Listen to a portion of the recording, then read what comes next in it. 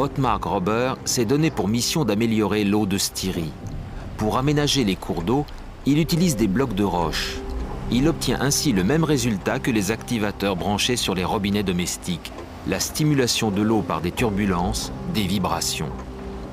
Pour Ottmar Gröber, cette opération sert à informer l'eau.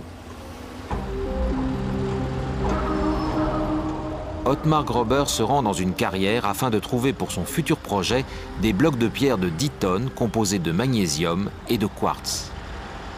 Ce dernier, qui ressemble à de la glace, est la matière première de la technique d'information de l'eau.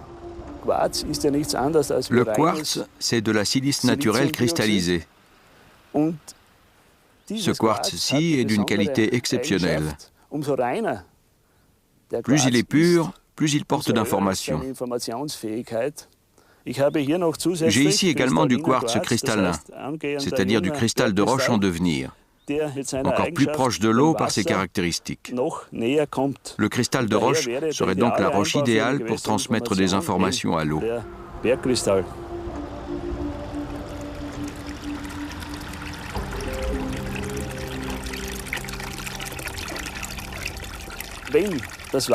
Quand l'eau contourne la roche des deux côtés et que les deux flux se percutent derrière, cela fait naître un effet supplémentaire qui recharge l'eau à fond, qui l'améliore sur le plan énergétique. Dans ce ruisseau, Ottmar Gröber a construit il y a quelques années un escalier de pierre qu'il a baptisé « rampe pendule ». Aujourd'hui, sur les rives, la végétation est luxuriante.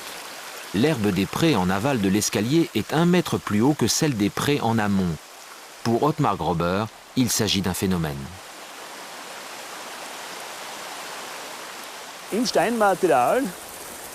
Les vibrations sont intrinsèques aux roches. En glissant par-dessus ces roches, l'eau emporte cette information avec elle. L'eau se charge de tout, pas seulement de la vase, mais aussi des vibrations.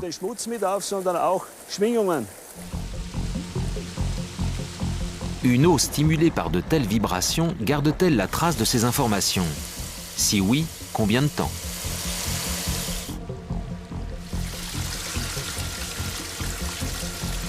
Un tourbillon vrille encore dans l'eau bien longtemps après avoir disparu à la surface.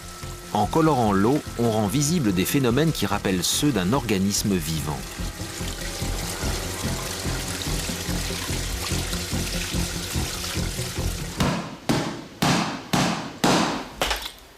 Cela fait 200 ans que les homéopathes sont convaincus que l'eau a une mémoire.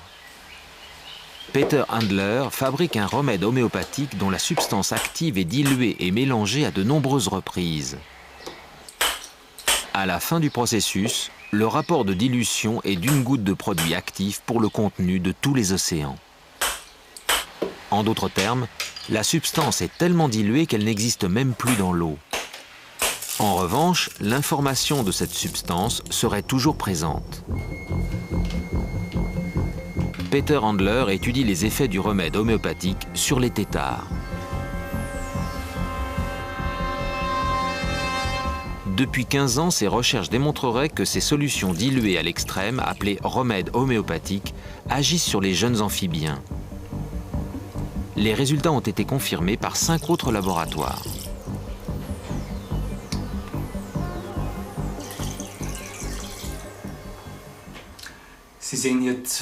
Nous voyons ici 2 têtards de même âge, mais de tailles différentes. L'un d'eux a été traité avec notre remède homéopathique, l'autre avec de l'eau de contrôle. 20 jours plus tard, on commence à remarquer une différence de taille, du stade de développement, du poids. Cela signifie que les informations peuvent être transmises par l'eau.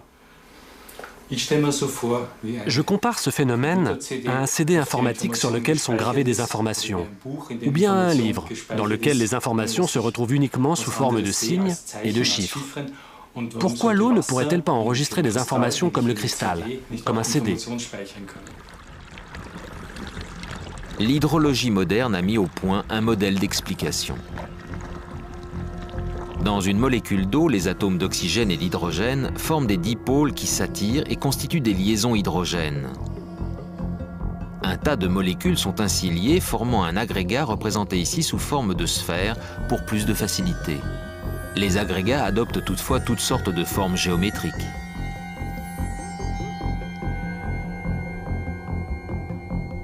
Dès qu'un élément étranger pénètre dans l'eau, l'agrégat de molécules le cerne aussitôt et l'enveloppe. Lorsqu'on élimine l'élément étranger, il reste un trou dans la structure de l'agrégat. L'eau retient donc l'empreinte du corps étranger. Emilio Del Giudice, un physicien nucléaire italien, a développé ce modèle de base.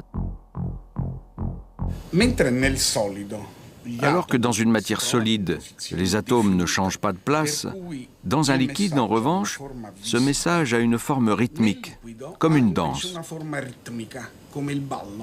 Cela signifie que l'organisation des atomes d'un liquide n'est pas spatiale, comme c'est ici le cas, mais temporelle.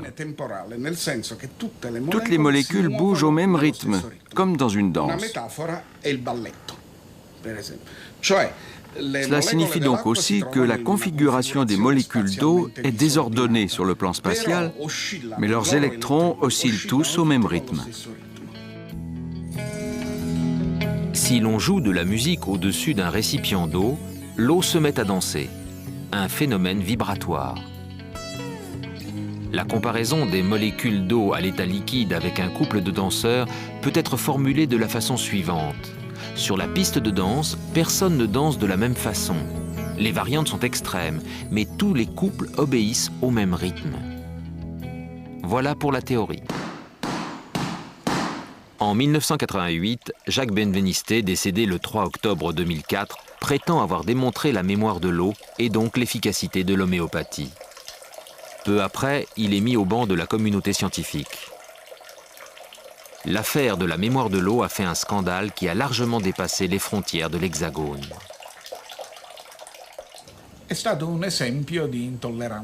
Il s'agit là d'un exemple d'intolérance scientifique. La plupart de mes confrères considèrent la mémoire de l'eau comme une imposture. Pour ma part, j'estime que l'eau peut avoir une mémoire sur une longue période.